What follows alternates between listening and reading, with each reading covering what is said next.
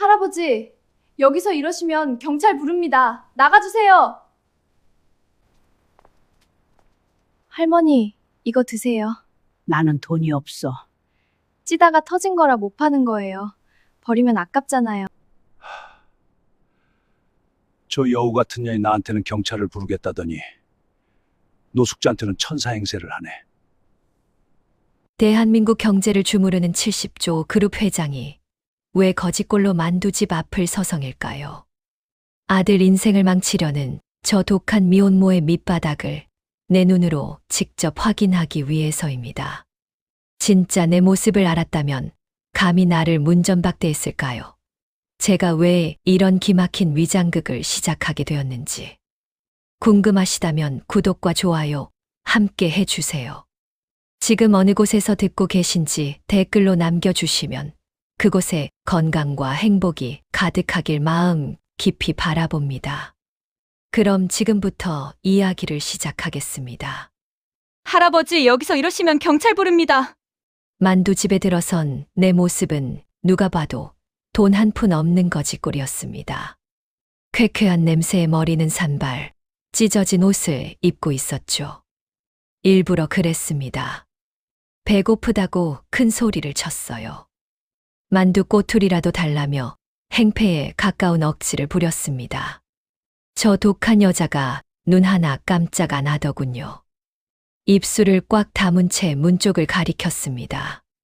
경찰을 들먹이며 나가라는 겁니다. 26밖에 안 돼 보이는 것이 돈 없는 늙은이한테 만두 한쪽이 아까운 거죠. 역시 내 예상이 맞았어. 피도 눈물도 없는 독한 미혼모. 저는 고분고분 밖으로 나왔습니다. 하지만 가지 않았어요. 골목 모퉁이에 숨어서 지켜봤습니다. 그런데 이상한 일이 벌어졌습니다. 가게 앞 계단에 노숙자 할머니가 쪼그려 앉아 있었어요. 허리가 직각으로 굽은 할머니가 찜기에서 올라오는 김을 멍하니 바라보고 있었습니다. 손이 파랗게 질려 있었죠. 그 여우 같은 년이 가게 문을 열고 나왔습니다. 손에 뜨거운 만두 팩을 들고요. 할머니 손에 쥐어주며 뭐라고 말했습니다. 돈이 없다는 할머니한테 찌다가 터진 거라 못 파는 거라며 억지로 안겼어요. 나한테는 경찰을 부르겠다더니 노숙자한테는 천사 행세를 합니다. 동네 사람들한테 착한 미혼모로 소문나려고 아주 작정을 했구나. 계산이 빠른 이혼녀예요. 거지한테 친절해봤자 돈이 안 되니까 내쫓고 동네 할머니한테는 이미지 세탁을 하는 거죠. 다 보여, 이 여우 같은 년아. 왜 제가 거짓골을 하고 만두집에 갔는지 궁금하시죠? 일주일 전으로 돌아가 보겠습니다. 32살 먹은 아들놈이 제 앞에 무릎을 꿇었습니다. 결혼하고 싶은 사람이 있다고요. 기뻤습니다. 하나뿐인 아들이 드디어 장가를 간다는데 만두집을 한다길래 좀 실망스럽긴 했지만 뭐 요즘 세상에 자수성가도 나쁘지 않으니까요. 저도 밑바닥에서 시작했습니다. 그런데 녀석이 눈을 피했어요. 32살 먹은 남자가 아버지 앞에서 눈을 못 마주치면 그건 뻔합니다. 폭탄을 들고 있다는 거죠. 미혼모래요. 생후 8개월 된 아기가 있다고요. 순간 눈앞이 하얘졌습니다.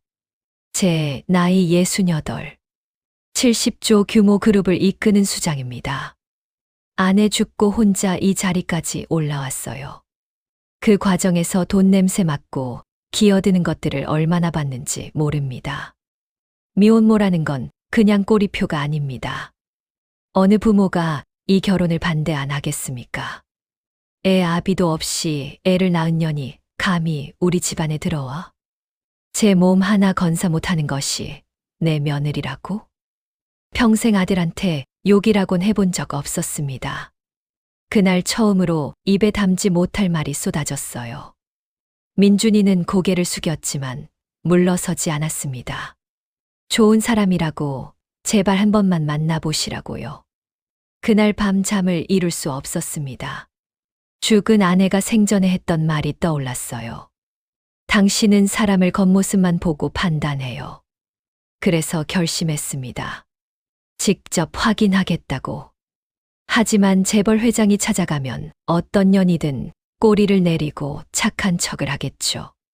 진짜 본성을 보려면 가장 낮은 곳에서 봐야 합니다. 그래서 저는 거지가 됐습니다. 만두집은 골목 구석에 쪼그려 붙어 있었습니다. 이런 데서 장사하면 하루 벌어 하루 먹기도 빠듯할 텐데 우리 아들 돈줄을 노리는 게 뻔하지. 첫날은 일부러 크게 굴었습니다. 거만하게 행동해야 본성이 나오거든요. 돈 있는 손님한테는 굽실거리면서 돈 없는 늙은이한테는 개 취급하겠지. 결과는 예상대로였습니다. 경찰 운운하며 내쫓았으니까요. 쫓겨난 뒤에도 저는 가지 않았습니다. 골목 건너편에서 가게 안을 지켜봤어요. 안쪽에서 아기 울음소리가 터졌습니다.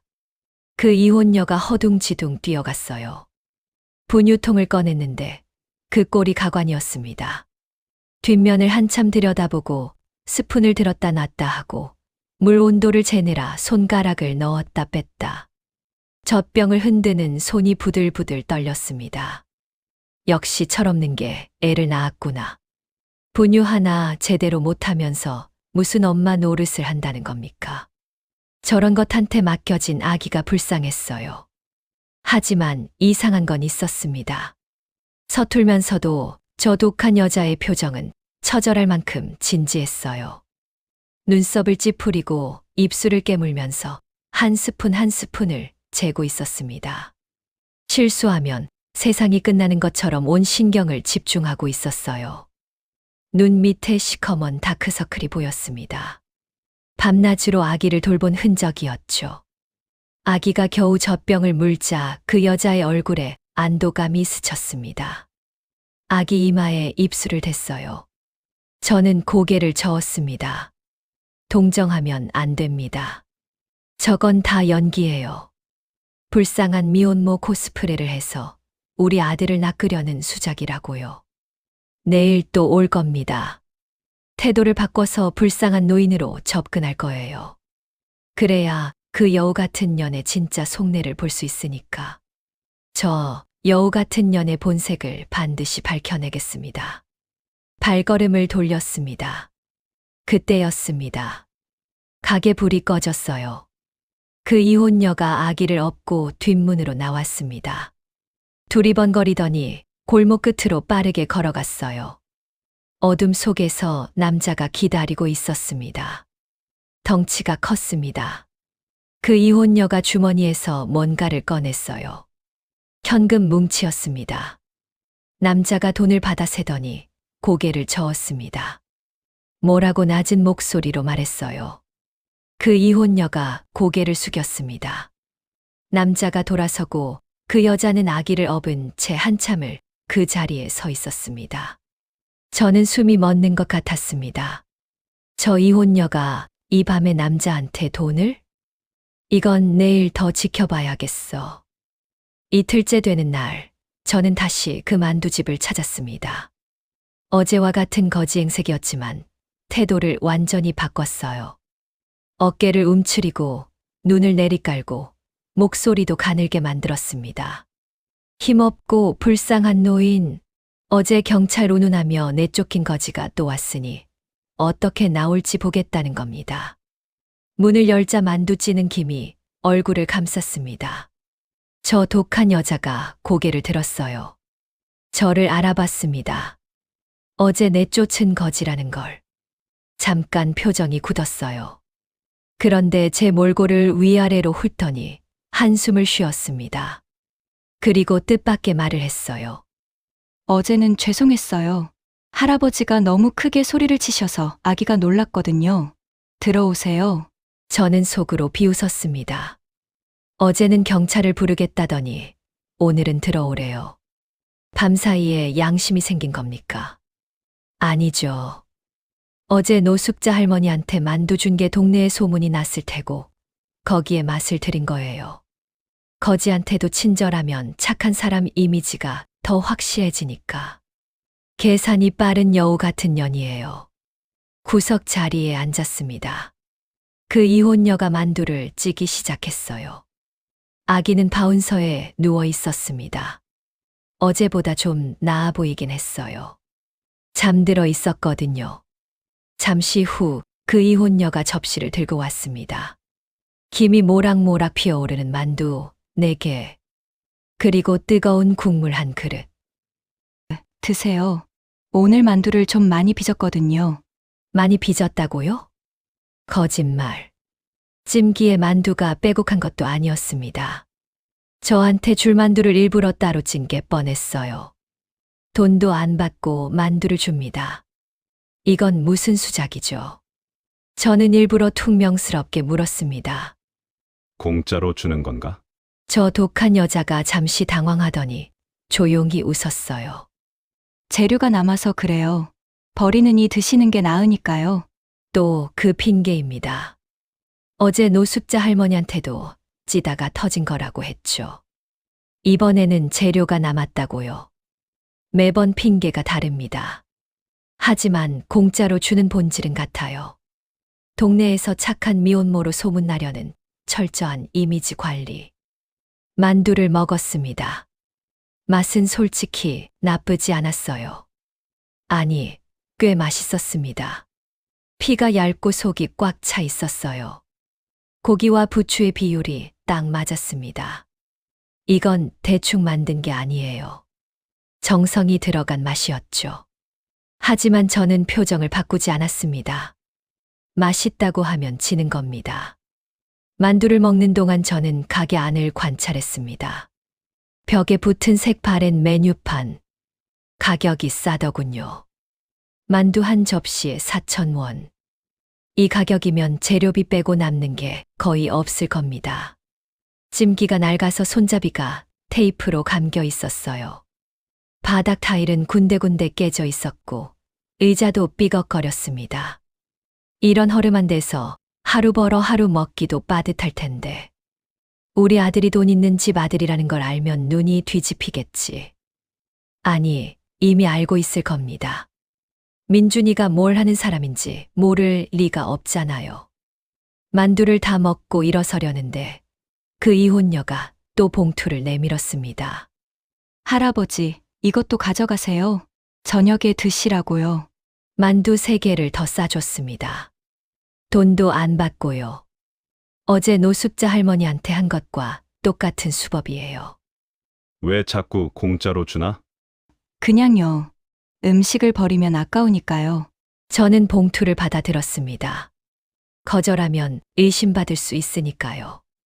하지만 속으로는 확신했어요. 이건 계산된 친절입니다. 동네 사람들한테 소문을 내려는 거예요. 거지한테도 만두를 싸주는 착한 아가씨. 그 이미지가 필요한 거죠. 문제는 그게 왜 필요하냐는 겁니다. 미혼모라는 낙인을 덮으려면 착한 사람이라는 소문이 필수거든요. 이 동네에서 살아남으려면요. 다 보여요. 이 여우 같은 년아. 다 계산이야. 가게를 나온 저는 곧장 시장 골목으로 향했습니다. 아침 일찍이라 상인들이 가게를 열고 있었어요. 채소 가게, 정육점, 떡집. 저는 거지 행색 그대로 골목을 어슬렁거렸습니다. 그 이혼녀가 이 동네에서 어떤 평판인지 알아봐야 했거든요. 채소 가게 앞을 지나가는데 아주머니 2명이 수군거리고 있었습니다. 저는 슬쩍 귀를 기울였어요. 그 만두집 아가씨 말이야. 어린 게 애를 혼자 키우고 있대. 미혼모래. 26에 애가 있다니. 요즘 젊은 것들은 정말. 애 아빠는 어디 갔대? 글쎄, 도망갔겠지 뭐. 그런 남자 만나서 애를 낳으니까 저 꼴이 된 거지. 불쌍하긴 한데. 그래도 자기가 자초한 거 아니야? 저는 속으로 고개를 끄덕였습니다. 역시 동네에서도 다 아는 일이로군. 미혼모라는 게 숨길 수 있는 게 아니에요. 이 좁은 골목에서 아기를 업고 장사를 하는데 안 알려질 리가 없죠. 동네 사람들도 저와 같은 생각이었습니다. 자기가 자초한 거라고요. 제 판단이 틀리지 않았어요. 그런데 다음 말이 좀 걸렸습니다. 그래도 착하긴 해. 어제도 우리 가게 만두 갖다 줬어. 맞아. 폐지 줍는 할머니한테도 매일 만두 싸주고 장사도 안 되는데 어디서 저런 여유가 나오는지 모르겠어. 착하다고요? 저는 코웃음을 쳤습니다. 저건 여유가 아니라 투자예요. 만두 몇 개 퍼줘서 동네에서 착한 아가씨 소리 들으면 미혼모라는 낙인을 덮을 수 있으니까요. 가성비 좋은 이미지 세탁이죠. 골목을 더 돌았습니다. 떡집 아주머니가 가게 앞을 쓸고 있었어요. 제가 지나가니까 힐끗 봤습니다. 거지한테 관심 가질 사람은 없쇼. 하지만 떡집 아주머니가 혼잣말처럼 중얼거렸어요. 그 만두집 아가씨 새벽마다 어디 다녀오더라. 눈이 퀭해가지고. 새벽마다 어디를 다녀온다고요? 저는 귀가 번쩍 뜨였습니다. 그날 밤 저는 결심했습니다. 직접 확인하겠다고. 새벽 4시. 골목은 칠흑 같은 어둠이었습니다. 저는 만두집 건너편 전봇대 뒤에 숨었어요. 겨울 새벽 바람이 뼈를 깎았습니다. 거지 옷 한 겹으로는 추위를 막을 수 없었어요. 이를 악물었습니다. 이 정도는 참아야죠. 저 여우 같은 년의 본색을 잡으려면 4시 반쯤이었습니다. 만두집 뒷문이 열렸어요. 그 이혼녀가 나왔습니다. 아기를 업고 있었어요. 아기를 꼭 감싸 안은 채 두리번거렸습니다. 그리고 골목 끝으로 빠르게 걸어갔어요. 저는 멀찌감치 뒤를 따랐습니다. 그 여자의 걸음이 빨랐습니다. 아기를 업고 있는데도 거의 뛰다시피 했어요. 어디를 그렇게 급하게 가는 겁니까? 골목을 3번 꺾었습니다. 큰 길을 건넜어요. 그리고 으슥한 골목 안으로 들어갔습니다. 저는 모퉁이에 숨어서 지켜봤습니다. 남자가 서 있었습니다. 어젯밤에 본 그 남자였어요. 덩치 크고 얼굴이 험악했습니다. 가죽 점퍼를 입고 담배를 피우고 있었어요. 그 이혼녀가 다가갔습니다. 주머니에서 봉투를 꺼냈어요. 어제처럼 현금이었습니다. 남자가 봉투를 받아서 열어봤습니다. 돈을 세더니 인상을 찌푸렸어요. 뭐라고 낮은 목소리로 말했습니다. 그 여자가 고개를 숙였어요. 한참을 고개를 숙이고 있었습니다. 남자가 봉투를 주머니에 넣고 돌아섰습니다. 담배를 길바닥에 던지며 걸어갔어요. 그 여자는 한참을 그 자리에 서 있었습니다. 아기를 업은 채로요. 어깨가 떨리는 것 같았습니다. 추위 때문인지 아니면 다른 이유인지 저는 주먹을 꽉 쥐었습니다. 이게 2번째입니다.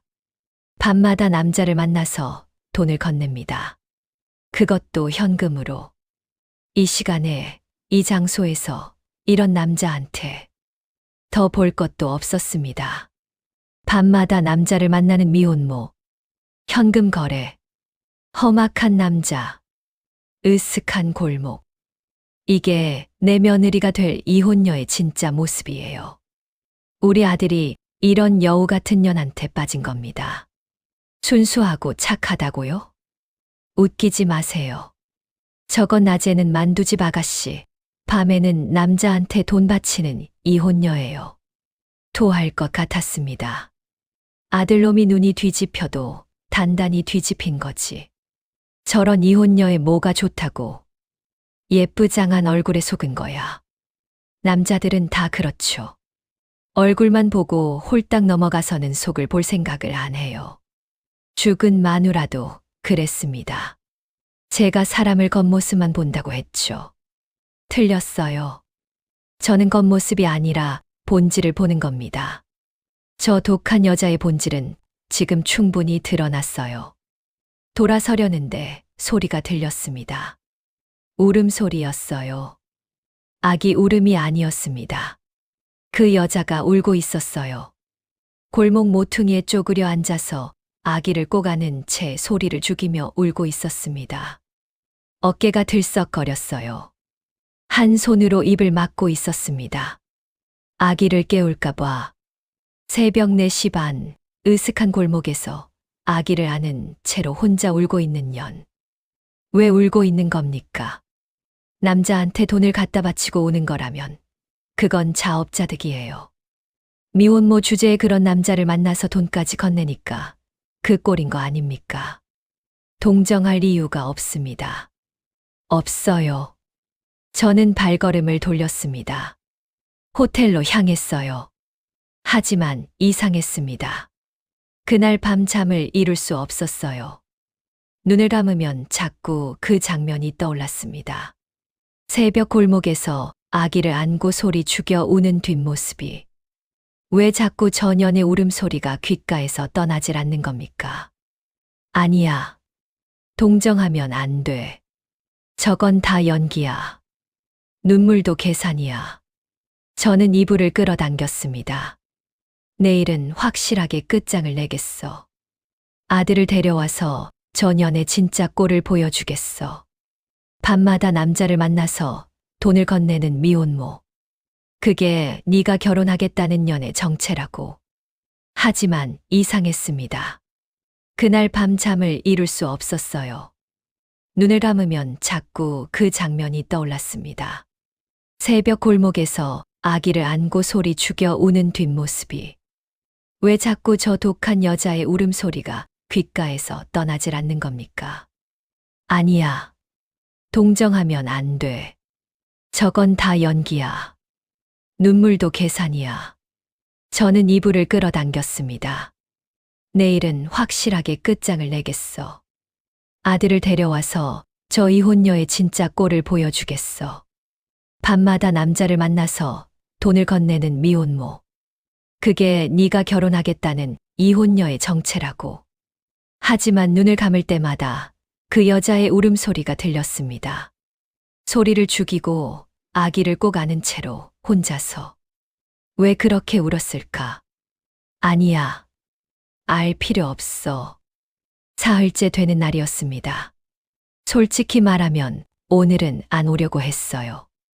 어젯밤에 본 것만으로 충분하다고 생각했거든요. 밤마다 남자를 만나서 현금을 건네는 미혼모. 더 볼 게 뭐가 있습니까? 그런데 새벽에 눈이 떠졌습니다. 4시였어요. 어젯밤 골목에서 그 여자가 울던 소리가 또 떠올랐거든요. 아기를 안고 소리를 죽이며 울던 그 뒷모습이. 왜 울었을까? 남자한테 돈을 갖다 바치고 서러워서 운 거겠지. 자업자득이에요. 그런 남자를 만나니까 그 꼴인 거 아닙니까? 그런데 이상했어요. 자업자득이라고 결론을 내렸는데 왜 아직도 그 울음소리가 귓가에 남아있는 겁니까? 짜증이 났습니다. 이불을 걷어차고 일어났어요. 한 번만 더 확인하자. 확실하게 끝장을 내자. 그래야 아들놈한테 증거를 들이밀 수 있으니까. 오전 10시. 만두집 문을 열었습니다. 저 독한 여자가 주방에서 만두를 빚고 있었어요. 고개를 들더니 저를 보고 살짝 웃었습니다. 할아버지, 오늘도 오셨네요. 사흘 연속으로 거지가 왔는데 웃으며 맞이하는 가게 주인이 세상에 어디 있습니까? 보통은 눈살을 찌푸리거나 귀찮아 하겠죠. 그런데 이 여우 같은 년은 매일 같은 표정이에요. 같은 웃음, 같은 목소리. 마치 연습한 것처럼 자연스럽습니다. 연습한 것처럼. 그래요, 연습한 거겠지. 착한 척은 매일 해야 자연스러워지는 법이니까.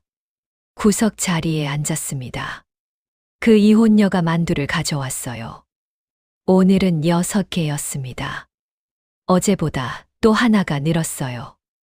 국물도 더 넉넉했고 옆에 깍두기 작은 종지까지 따라왔습니다. 매일 양을 늘리는 겁니까? 무슨 의도로? 거지한테 퍼줄수록 동네 소문이 더 좋아지니까요? 만두를 먹었습니다. 오늘도 맛있었어요. 인정하기 싫지만 맛있었습니다. 그때 제 눈에 들어온 게 있었습니다. 그 여자의 손이었어요. 만두를 빚는 손가락이 갈라져 있었습니다. 어제는 못 봤는데 오늘은 유난히 심했어요. 손등에 붉은 상처가 여러 개 나 있었고 손가락 끝이 거칠게 갈라져서 핏기가 배어 있었습니다. 손톱 밑이 시커멓게 눌려 있었어요. 만두를 빚어서 생긴 상처가 아닙니다. 반죽을 아무리 많이 치대도 저렇게 되지 않아요. 제가 사업 초창기에 공장 노동자들 손을 많이 봤으니까 압니다. 저건 기계를 다루거나 화학약품을 만지는 손이에요. 거친 노동의 흔적. 떡집 아주머니 말이 떠올랐습니다. 새벽마다 어디 다녀온다고요. 새벽에 어딘가에서 일을 하는 건가. 하지만 그게 뭐 어쨌습니까?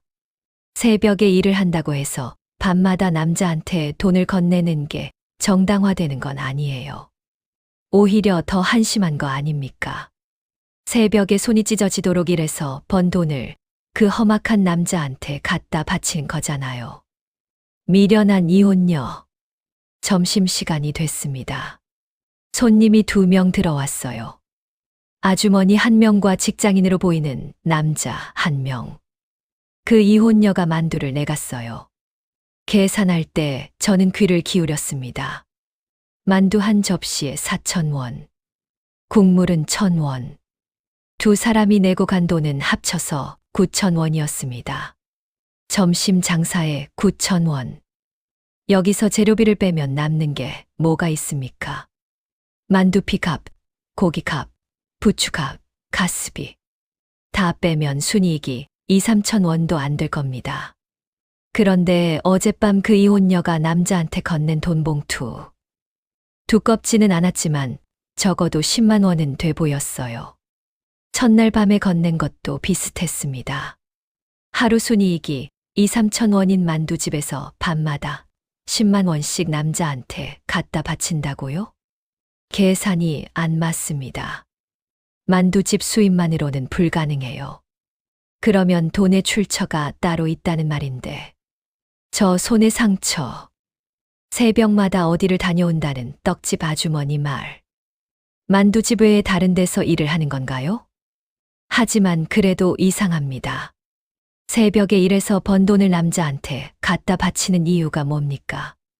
아니야. 내가 왜 이 이혼녀 걱정을 하고 있지? 저는 고개를 세차게 저었습니다. 또 이상한 게 있었습니다. 그 여자가 아기를 보는 눈빛이었어요. 점심 손님이 나간 뒤 저 독한 여자가 아기를 안아 올렸습니다. 기저귀를 확인하고 분유를 데우고 아기 옷을 여미고 하나하나가 서툴었어요. 첫날에 봤을 때도 분유를 제대로 못 탔잖아요. 사흘째인데도 크게 달라진 건 없었습니다. 여전히 분유통 뒷면을 확인하고 물 온도를 재고 스푼을 세며 신중하게 탔어요. 하지만 서툴면서도 그 여자의 표정은 처절할 만큼 진지했습니다. 눈 밑의 다크서클은 더 짙어져 있었어요. 그리고 아기를 보는 눈빛. 사랑이 담겨 있긴 한데 거기에 뭔가가 더 섞여 있었습니다. 미안함? 조심스러움? 마치 자기 것이 아닌 보물을 다루듯이 조심스럽게 안고 있었어요. 뭐야? 왜 그런 눈으로 보는 거야? 저는 또 고개를 저었습니다. 하지만 마음 한구석이 불편했어요. 앞뒤가 안 맞는 것들이 자꾸 쌓이고 있었습니다. 만두집 수입으로는 불가능한 돈 봉투. 서투른 분유 타기. 아기를 보는 이상한 눈빛. 새벽마다 다녀오는 어딘가. 그리고 골목에서 소리 죽여 울던 뒷모습. 뭔가 이상해요. 앞뒤가 안 맞아요. 하지만 인정할 수 없었습니다. 저는 이미 결론을 내렸거든요. 이 여우 같은 년은 미혼모예요. 밤마다 남자를 만나서 돈을 건네는 이혼녀예요. 그 결론이 흔들리면 제가 여기까지 온 이유가 사라집니다. 아니야. 나쁜 여자가 맞아. 연기가 능숙한 거지. 만두값을 내려는데 그 이혼녀가 또 봉투를 내밀었습니다. 할아버지, 저녁에 드세요. 봉투를 받으며 손이 스쳤습니다. 거칠었어요. 갈라진 틈이 느껴졌습니다. 저도 모르게 입이 열렸어요. 자네, 손이 왜 그런가? 저 독한 여자가 잠깐 놀란 표정을 지었습니다. 재빨리 손을 뒤로 숨겼어요. 아, 이거요. 만두를 많이 빚어서 그래요. 거짓말이라는 걸 저는 알았습니다. 만두 빚어서 저렇게 되지 않아요. 하지만 캐묻지 않았습니다. 거지가 그런 걸 왜 물어보겠습니까? 가게를 나왔습니다. 골목을 걷는데 자꾸 그 손이 떠올랐어요. 갈라지고 피가 배인 손. 그 손으로 만두를 빚고 아기를 안고 공짜 만두를 봉투에 담아주던. 짜증이 났습니다. 왜 자꾸 신경이 쓰이는 겁니까? 나쁜 여자잖아요. 저 독한 여자의 손이 갈라지든 말든 제가 알 바가 아닙니다. 호텔로 돌아와 비서에게 전화를 걸었습니다. 그 여자를 전부 파헤쳐.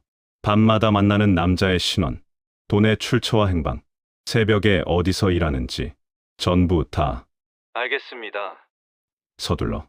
전화를 끊었습니다. 소파에 앉아 위스키를 따랐어요. 한 모금 마셨습니다. 빨리 끝내고 싶었어요. 진심이었습니다. 이 위장 생활이 길어질수록 이상한 감정이 끼어드니까요. 갈라진 손, 서투른 분유, 새벽에 우는 뒷모습. 그런 것들이 자꾸 머릿속에 쌓이면 판단이 흐려집니다. 냉정해야 합니다. 숫자와 사실로 판단해야 해요. 지금 확인된 사실은 이겁니다. 하나, 미혼모, 생후 8개월 아기가 있음. 둘, 밤마다 험악한 남자를 만나서 현금을 건냄. 2차례 직접 목격. 셋, 만두집 수입으로는 불가능한 금액. 넷, 새벽에 어딘가에서 일을 하고 옴. 손에 거친 노동 흔적. 이것만으로 충분합니다. 어떤 사정이 있든 밤마다 남자를 만나서 돈을 건네는 여자가 내 며느리가 될 수는 없습니다. 위스키를 비웠습니다. 그런데 잔을 내려놓는 순간 5번째 사실이 떠올랐어요. 5. 거지한테 4일 연속으로 공짜 만두를 줌. 매일 양을 늘림. 돈이 없는 게 뻔한데. 왜요? 장사도 안 되고 손에 피가 나도록 일하면서 거지한테 만두를 퍼주는 이유가 뭡니까? 착한 척이라고 했죠. 이미지 관리라고 했어요. 그런데 뭐야? 됐어. 그만 생각하자. 저는 불을 끄고 침대에 누웠습니다. 눈을 감았는데 또 떠올랐어요. 그 여자의 손. 만두를 건네줄 때 스쳤던 그 거친 손끝. 그리고 손을 뒤로 숨기며 했던 말.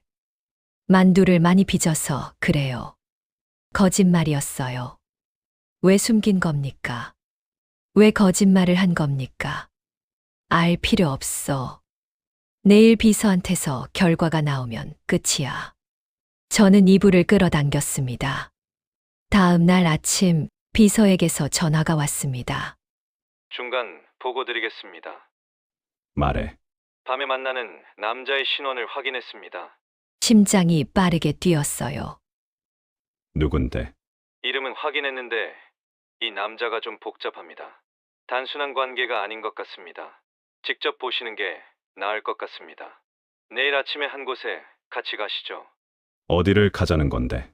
가시면 아실 겁니다. 전화가 끊겼습니다. 저는 전화기를 쥔 채 한참을 앉아 있었어요. 단순한 관계가 아니라고요? 더 복잡하고 더 더러운 관계라는 겁니까? 아니면 뭐야? 뭘 기대하는 거야, 나는. 잠이 오지 않았습니다. 나흘째 아침이었습니다. 비서가 호텔 로비에서 기다리고 있었어요. 표정이 묘했습니다. 평소에 그 무표정한 얼굴이 아니었어요. 뭔가를 말하고 싶은데 참고 있는 표정. 어디를 가자는 건가? 차에 타시죠. 비서는 그 말만 했습니다.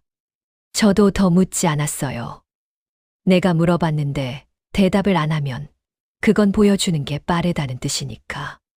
차가 30분쯤 달렸습니다. 도심을 벗어나 외곽으로 향했어요. 공장 지대였습니다. 새벽이면 가동을 시작하는 소규모 공장들이 줄지어 있었습니다. 비서가 허름한 건물 앞에 차를 세웠어요. 페인트가 벗겨진 외벽에 간판도 반쯤 떨어져 나가 있었습니다.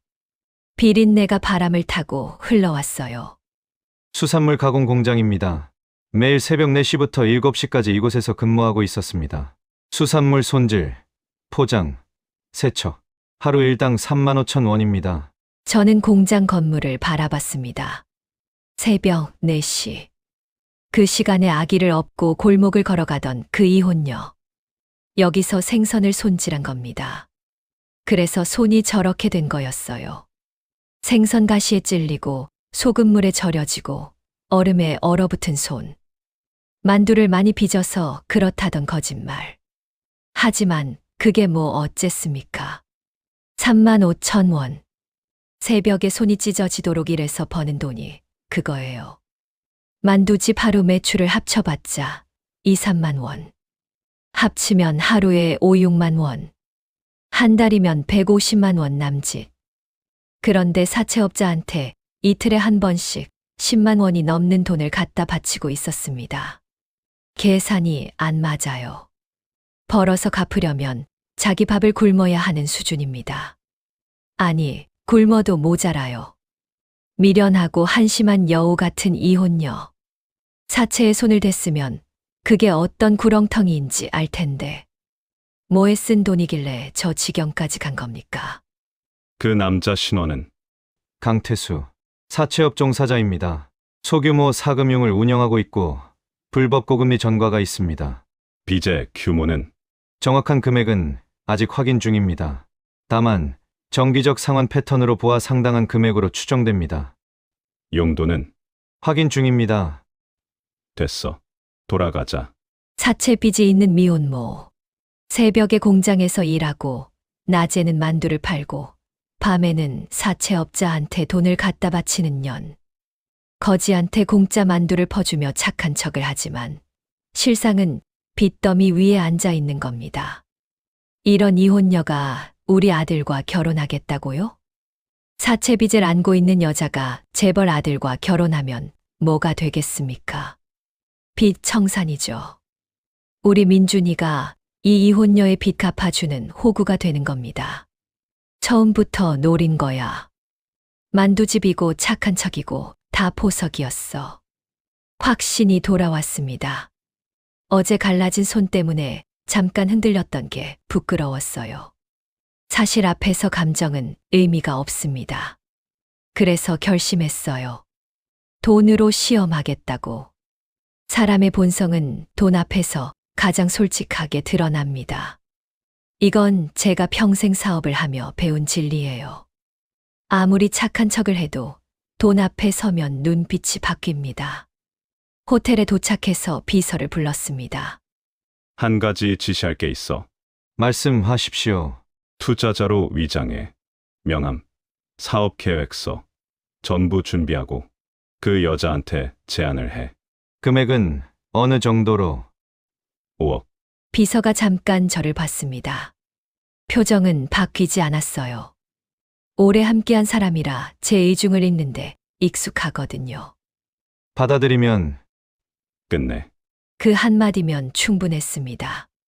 비서는 고개를 숙이고 나갔어요. 5억. 저 여우 같은 년이 평생 벌기 어려운 돈입니다.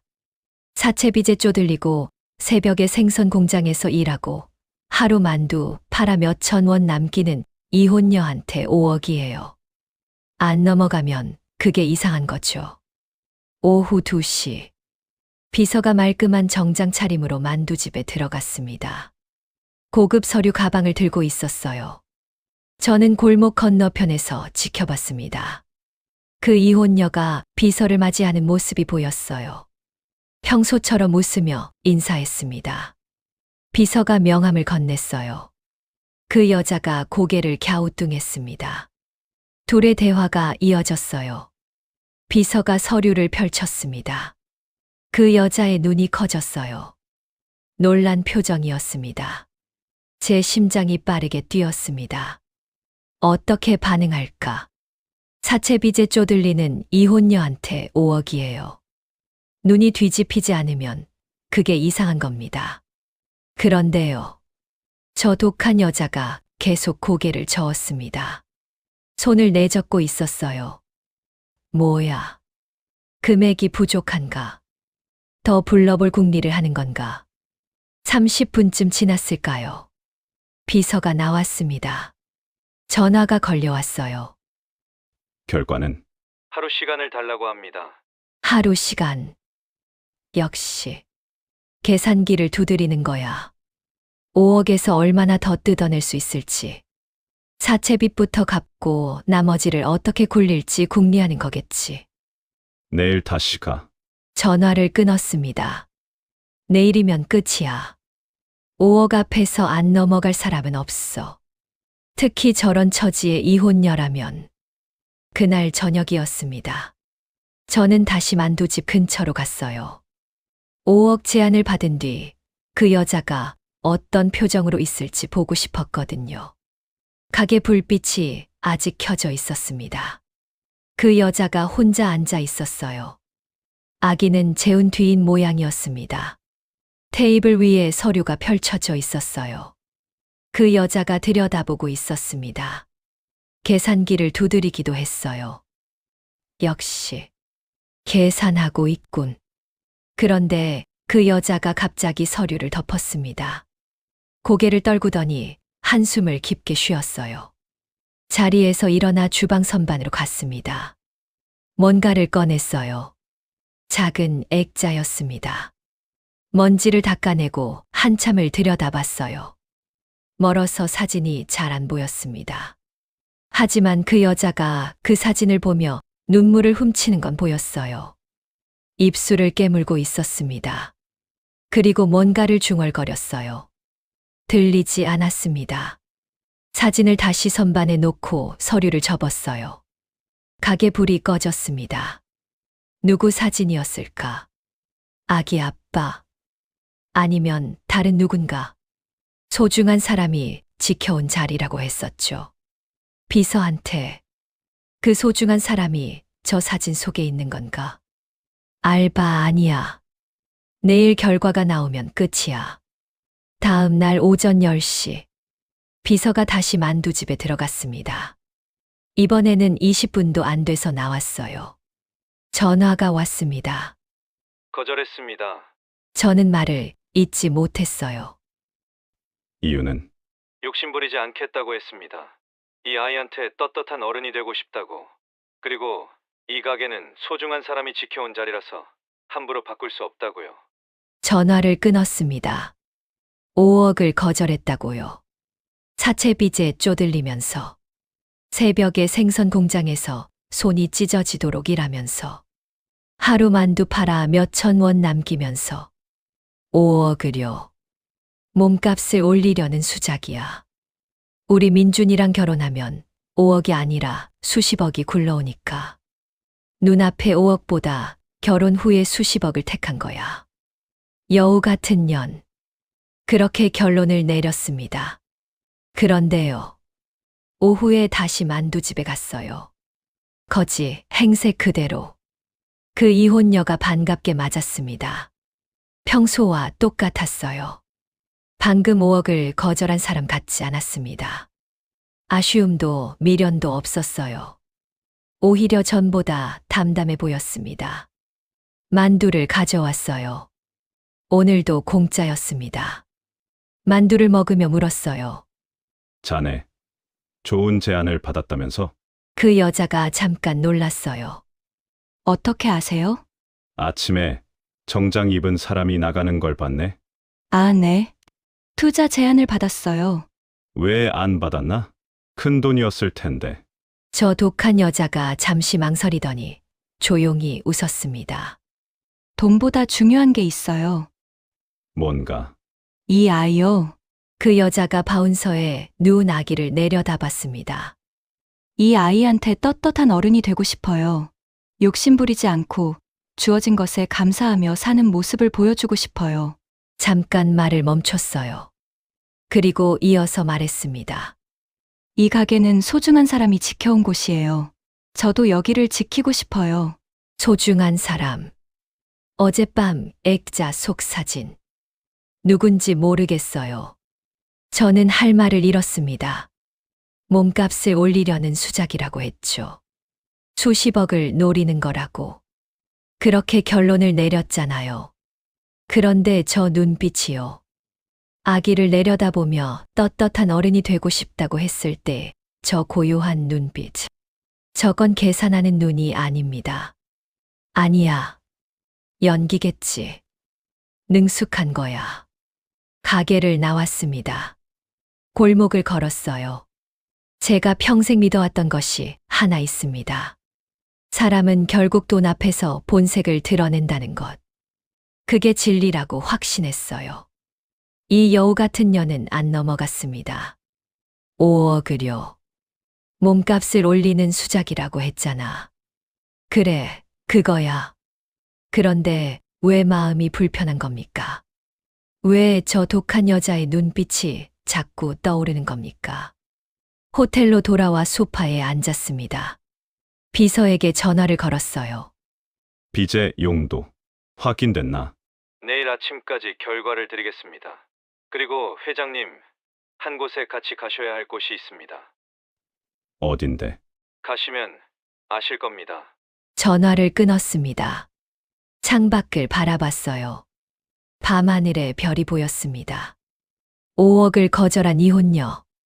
사채빚에 쪼들리면서 손이 찢어지도록 일하면서 거지한테 공짜 만두를 주면서 몸값을 올리려는 수작이야. 그래, 분명 그거야. 그런데 만약에 그게 아니라면. 아니야. 그럴 리 없어. 저는 불을 껐습니다. 잠이 오지 않았어요. 5째 날 아침이었습니다. 비서가 호텔 방으로 직접 올라왔어요. 이례적이었습니다. 보통은 로비에서 기다리거든요. 방까지 올라왔다는 건 그만큼 급하다는 뜻입니다. 비서의 손에 서류 봉투가 들려 있었어요. 두꺼웠습니다. 이제까지 중간 보고 때와는 비교가 안 되는 두께였어요. 앉아. 비서가 소파 맞은편에 앉았습니다. 서류 봉투를 테이블 위에 놓았어요. 하지만 열지 않았습니다. 저를 봤어요. 말해. 회장님, 먼저 한 곳에 가시는 게 좋겠습니다. 어딘데? 가시면 아실 겁니다. 또 그 말이었습니다. 하지만 오늘은 비서의 표정이 달랐어요. 평소의 무표정이 아니었습니다. 눈이 미세하게 흔들리고 있었어요. 이 사람이 저한테 이런 표정을 보인 건 처음이었습니다. 15년을 함께한 비서예요. 제가 아내를 잃었을 때도 표정 하나 바꾸지 않고 장례를 치러준 사람입니다. 그 사람의 눈이 흔들리고 있었어요. 뭔가 심상치 않았습니다. 차가 40분쯤 달렸습니다. 도시 외곽의 야산 쪽이었어요. 길이 좁아졌습니다. 차 한 대가 겨우 지나갈 수 있는 오르막길을 올라갔어요. 작은 납골당이 나타났습니다. 허름했어요. 콘크리트 건물에 페인트도 안 칠해져 있었습니다. 입구에 조화가 몇 개 놓여 있었고 향 냄새가 희미하게 풍겼어요. 여긴 뭐 하는 데야? 비서가 대답하지 않았습니다. 차에서 내려 먼저 걸어갔어요. 저도 따라갔습니다. 납골당 안은 조용했어요. 형광등이 희미하게 켜져 있었습니다. 벽면을 따라 작은 칸들이 빼곡하게 나열되어 있었어요. 유골함들이 놓인 칸마다 사진이 붙어 있었습니다. 젊은 사람, 늙은 사람, 아이. 죽은 사람들의 얼굴이 형광등 불빛 아래서 희미하게 빛나고 있었어요. 비서가 한 칸 앞에 멈춰 섰습니다. 여기입니다. 저는 그 칸을 봤어요. 사진이 2장 나란히 붙어 있었습니다. 젊은 여자와 젊은 남자. 부부 같았어요. 여자는 활짝 웃고 있었고, 남자는 약간 어색하게 웃고 있었습니다. 위패에 이름이 적혀 있었어요. 읽었습니다. 여자 이름은 몰랐어요. 남자 이름도 몰랐습니다. 만두집 연관은 다른 성이었어요. 그런데 사진 속 여자의 얼굴이요. 어딘가 낯익었습니다. 어디서 봤을까? 이 사람들이 누군데? 비서가 서류 봉투를 열었습니다. 서류를 한 장 꺼냈어요. 이진아, 28살, 8개월 전 지병으로 사망했습니다. 그래서? 남편 최정우, 이진아, 사망 2달 전 교통사고로 먼저 사망했습니다. 안 됐군. 그런데 이게 그 여자와 무슨 상관인데?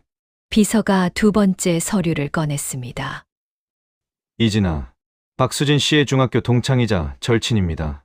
박수진. 만두집의 그 이름이었어요. 친구? 네, 둘은 중학교 때부터 친구였습니다.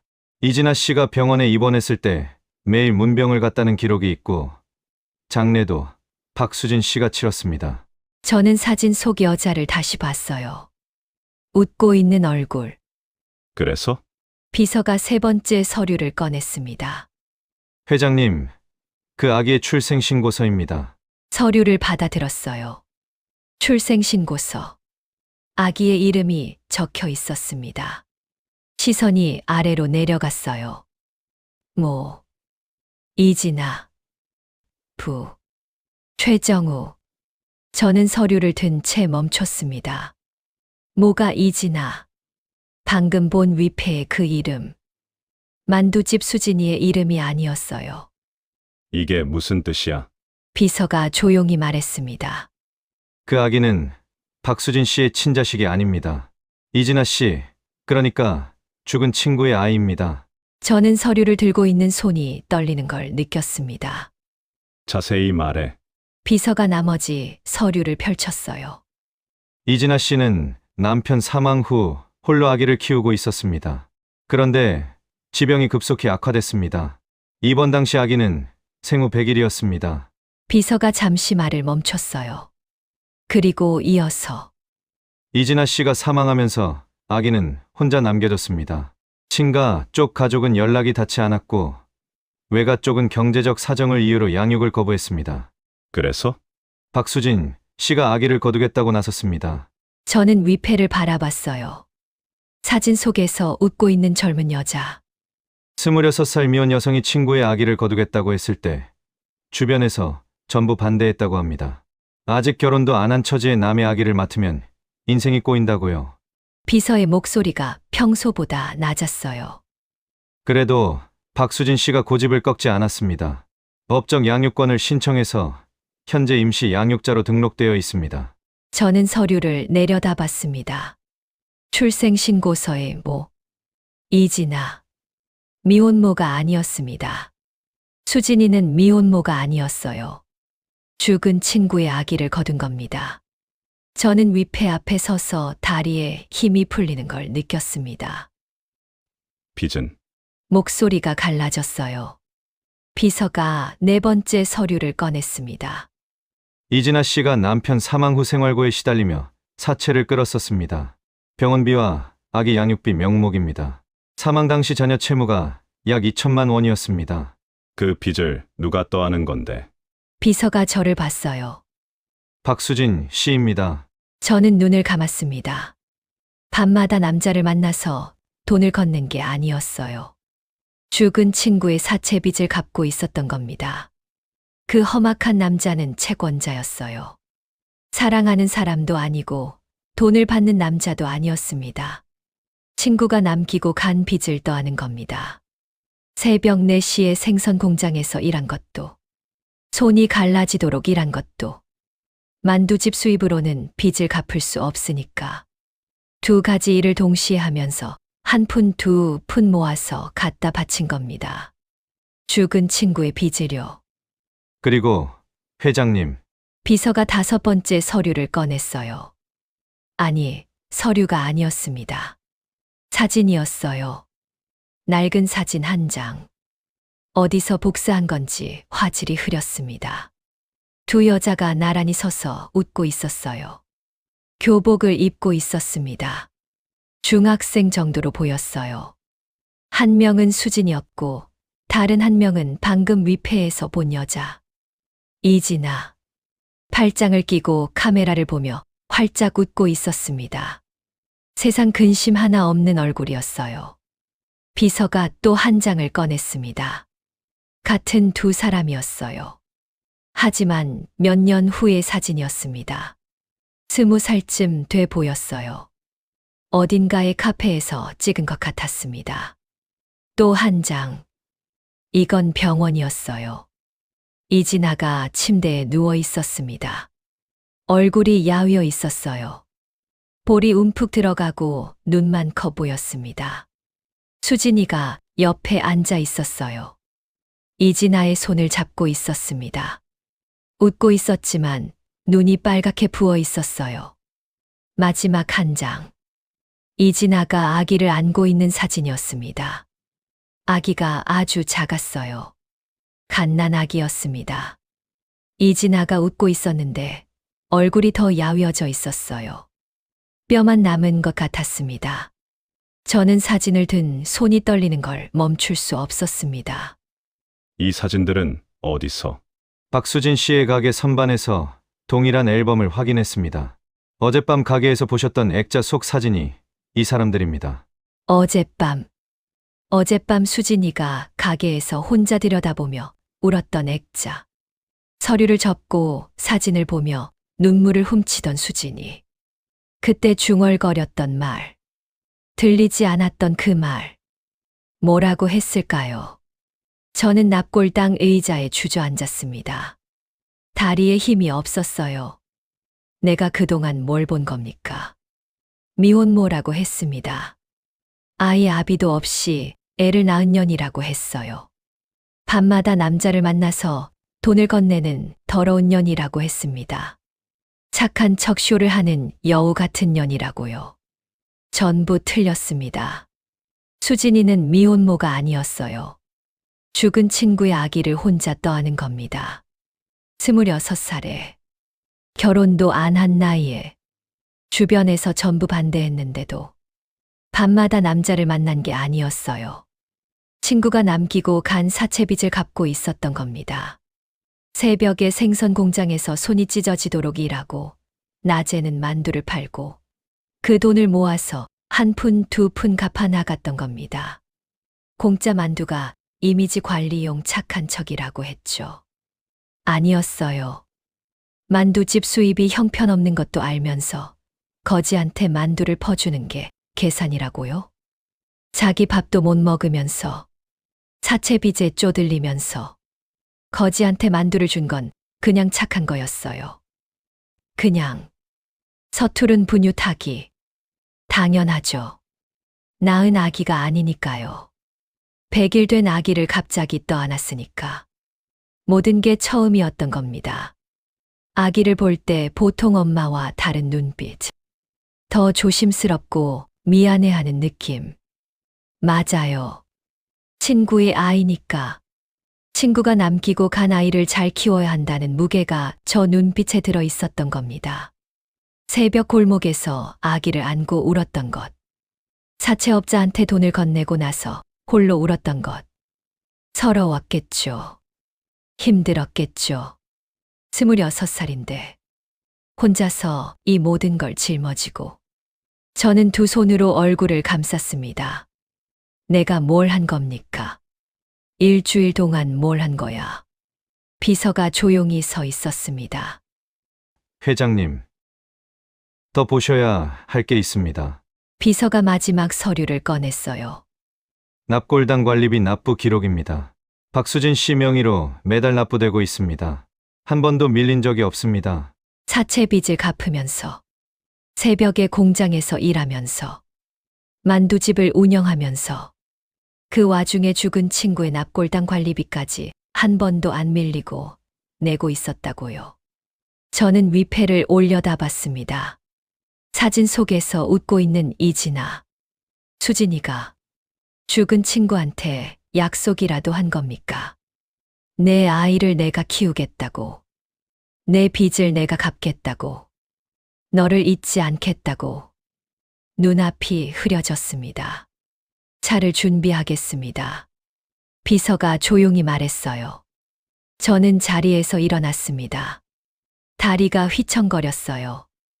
납골당을 나오며 뒤를 돌아봤습니다. 위패 앞에 작은 조화가 놓여 있었어요. 꽃이 싱싱했습니다. 최근에 누군가가 다녀간 흔적이었어요. 누가 다녀갔을까? 물어볼 필요도 없었습니다. 차에 타서도 한참을 말하지 못했어요. 비서가 운전을 하며 한 번도 뒤를 돌아보지 않았습니다. 좋은 비서예요. 지금 제가 어떤 상태인지 알고 있으니까. 도심으로 들어서며 저는 입을 열었습니다. 그 여자한테 가자. 비서가 백미러로 저를 봤어요. 만두집으로 가시겠습니까? 꽤. 비서가 방향을 틀었습니다. 뭐라고 해야 할지 몰랐어요. 사과. 무릎을 꿇어야 하나? 일주일 동안 거짓골로 찾아와서 수진이를 의심하고 시험하고 더러운 년이라고 욕했던 걸 뭐라고 사과합니까? 차가 만두집 골목으로 접어들었습니다. 그때 제 눈에 들어온 것이 있었어요. 만두집 앞에 차가 서 있었습니다. 검은 승합차. 그리고 남자 3명이 가게 안으로 들어가고 있었어요. 한 명은 알아봤습니다. 그 덩치, 그 가죽 점퍼, 밤마다 수진이한테서 돈 봉투를 받아가던 그 남자. 강태수. 사채업자가 대낮에 만두집으로 쳐들어간 겁니다. 혼자가 아니라 셋이서. 가게 안에서 뭔가 부서지는 소리가 들렸어요. 그리고 아기 울음소리. 세워. 비서가 급브레이크를 밟았습니다. 저는 차 문을 열었어요. 뛰어내렸습니다. 안 돼. 만두집 문이 열려 있었습니다. 아니, 열린 게 아니었어요. 부서져 있었습니다. 경첩이 뜯겨나간 문짝이 비스듬히 걸려 있었어요. 안으로 뛰어 들어갔습니다. 찜기가 바닥에 뒹굴고 있었어요. 만두가 바닥에 흩어져 있었습니다. 의자가 뒤집혀 있었고 메뉴판이 벽에서 떨어져 나가 있었어요. 남자 셋이 가게 안을 점령하고 있었습니다. 강태수가 가운데 서 있었어요.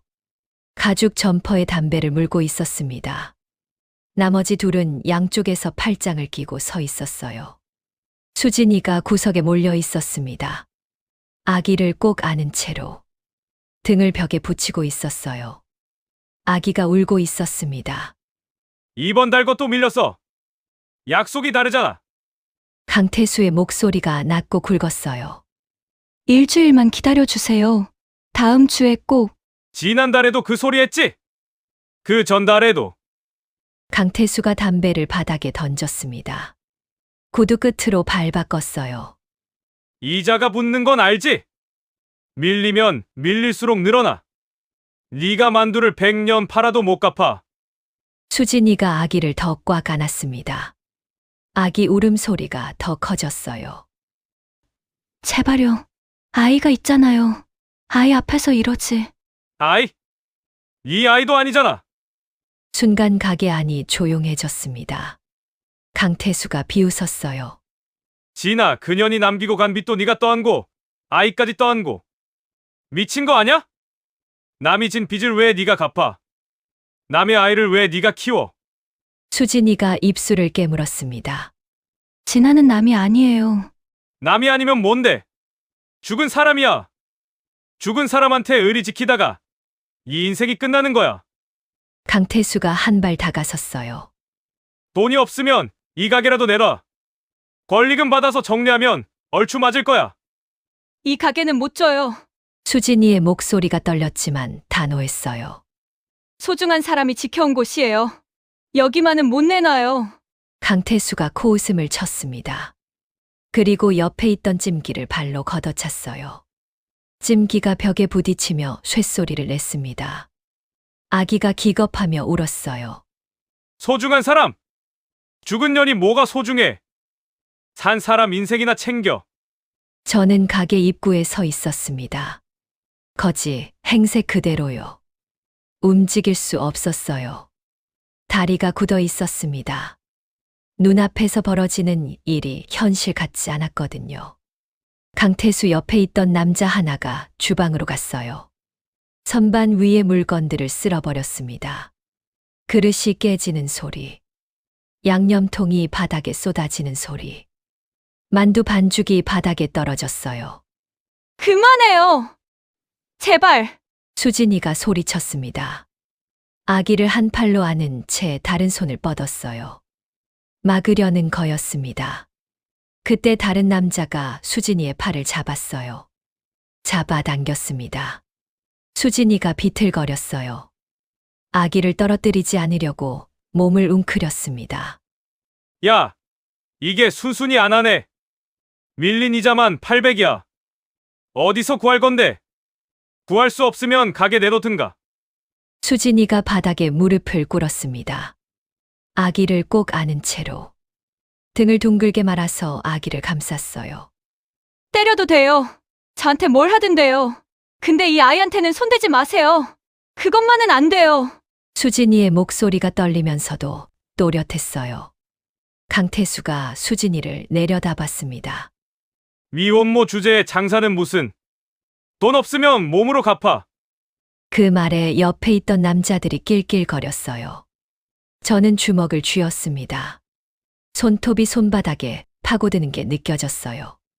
수진이가 미혼모가 아니라는 걸 저는 1시간 전에 알았습니다. 죽은 친구의 아이를 떠안고 죽은 친구의 빚을 갚고 있는 26살짜리 아이라는 걸. 그런데 지금 이 남자들은 모릅니다. 동네 사람들도 모르고요. 세상 누구도 수진이가 왜 이러고 사는지 모릅니다. 혼자 다 짊어지고 있었던 거예요. 처음부터 끝까지 혼자. 강태수가 수진이의 머리채를 잡았습니다. 야, 똑바로 들어. 다음 주까지 못 갚으면 그때는 진짜 가게 뺏는다. 알아들어? 수진이가 고개를 끄덕였어요. 머리채를 잡힌 채로 눈물이 바닥에 떨어졌습니다. 아기가 미친 듯이 울었어요. 수진이가 아기를 달래려고 등을 토닥였습니다. 머리채를 잡힌 채로요. 그 모습을 보는데 제 가슴이 찢어지는 것 같았습니다. 일주일 전에 저는 수진이를 뭐라고 했습니까? 피도 눈물도 없는 독한 미혼모라고 했어요. 밤마다 남자를 만나서 돈을 바치는 더러운 년이라고 했습니다. 착한 척 쇼를 하는 여우 같은 년이라고요. 이게 제가 더럽다고 했던 사람의 진짜 모습입니다. 머리채를 잡히면서도 아기를 놓지 않는 모습. 때려도 된다면서 아기만은 건드리지 말라는 모습. 강태수가 손을 놓았어요. 수진이가 바닥에 엎어졌습니다. 아기를 깔지 않으려고 몸을 비틀었어요. 어깨가 바닥에 부딪혔습니다. 둔탁한 소리가 났어요. 남자들이 돌아서려는데 한 명이 저를 봤습니다. 가게 입구에 서 있는 거지, 노인을. 야! 저거지 뭐야? 강태수가 고개를 돌렸어요. 저를 위아래로 훑어봤습니다. 뭐야? 이 양반! 거지가 왜 여기 있어? 저는 대답하지 않았습니다. 수진이를 보고 있었어요. 바닥에 엎어진 채 아기를 안고 있는 수진이를. 야! 말 안 들려? 꺼져. 남자 하나가 제 어깨를 밀었습니다. 뒤로 휘청거렸어요. 그때였습니다. 손대지 마세요. 수진이가 바닥에서 일어났어요. 아기를 한 팔로 안은 채 저한테로 뛰어왔습니다. 제 앞을 막아섰어요. 남자와 저 사이에 수진이가 섰습니다. 피투성이 몸으로. 이 할아버지한테 손대지 마세요. 수진이의 목소리가 떨렸어요. 하지만 물러서지 않았습니다. 한 팔로 아기를 안고 다른 팔을 벌려서 저를 가렸어요. 저를 지키고 있는 겁니다. 일주일 동안 자신을 의심하고 시험하고 더러운 년이라고 욕했던 거지, 할아버지를. 수진이가 지금 온몸으로 맞고 있었어요. 이 할아버지는 아무 상관없는 분이에요. 제 손님이에요. 건드리지 마세요. 강태수가 코웃음을 쳤습니다. 거지가 손님이야? 웃기네. 손님이에요. 수진이가 물러서지 않았어요. 아기를 꼭 안은 채 저 앞에 서 있었습니다. 입술이 찢어져서 피가 흘렀어요. 머리카락이 흐트러져 있었습니다. 어깨를 부딪혀서 팔이 떨리고 있었어요. 그런데 눈빛은 흔들리지 않았습니다. 저는 수진이의 등을 보고 있었어요. 작은 등이었습니다. 아기를 안고 저를 가리기엔 너무 작은 등. 하지만 그 등이 벽처럼 느껴졌습니다. 수진이가 나를 지키고 있어. 내가 미혼모라고 욕했던 아이가, 더러운 년이라고 했던 아이가, 여우 같다고 했던 아이가, 돈을 노린다고 했던 아이가, 그 아이가 지금 피투성이 몸으로 나를 막아서고 있어. 거지꼴인 나를, 아무 가치도 없는 늙은 거지를. 눈앞이 흐려졌습니다. 제 나이 68입니다. 평생 누구한테 보호받아 본 적이 없어요. 저는 늘 지키는 쪽이었습니다. 회사를 지키고, 가족을 지키고, 재산을 지키고, 누군가의 등 뒤에 서본 적이 없었어요. 그런데 지금 26살짜리 아이의 등 뒤에 서 있습니다. 강태수가 수진이를 밀어붙였어요. 수진이가 비틀거렸지만 뒤로 물러서지 않았습니다. 저와 남자 사이를 끝까지 가로막고 있었어요. 이 미친년이 진짜. 강태수가 손을 올렸습니다. 바로 그 순간이었어요. 제 안에서 뭔가가 끊어졌습니다. 일주일 동안 참았던 것. 아니, 평생을 억눌러 왔던 것. 무너졌어요. 더 이상 가만히 있을 수 없었습니다. 저는 주머니 속 전화기를 꺼냈습니다. 주먹을 불끈 쥐었어요. 눈에서 나온 건 눈물이 아니었습니다. 불꽃이었어요. 전화를 걸었습니다. 한 번 누르면 되는 번호였어요. 비서 직통. 신호음이 한 번 울리기도 전에 받았습니다. 지금 당장 와. 전부 다. 그 한마디만 했어요. 끊었습니다. 비서는 알아들었을 겁니다. 15년을 함께한 사람이니까. 제 목소리에 섞인 것이 분노라는 걸. 그리고 그 분노가 어떤 규모인지를. 강태수가 저를 봤어요. 거지가 전화를 하니까 어이없다는 표정이었습니다. 야, 이 영감탱이가 어디다 전화질이야? 경찰 부를 거야? 불러봐. 경찰이 와서 뭘 어쩔 건데? 낄낄거리는 소리가 들렸어요. 옆에 있던 남자 둘이 웃고 있었습니다. 저는 대답하지 않았어요. 대신 거지 옷을 벗었습니다. 찢어진 외투의 단추를 풀었어요. 벗어서 바닥에 던졌습니다. 그 밑에 입고 있던 남방도 벗었어요. 아니, 남방은 깨끗했습니다. 외투만 거지 옷이었거든요. 남방 안주머니에서 명함 지갑을 꺼냈습니다. 강태수가 멈칫했어요. 뭔가 이상하다는 걸 눈치챈 겁니다. 저는 산발한 머리를 손으로 쓸어 넘겼습니다. 등을 펴고 어깨를 폈어요. 고개를 들었습니다. 거지의 눈이 아니었어요. 평생 사람 위에 서왔던 사람의 눈이었습니다.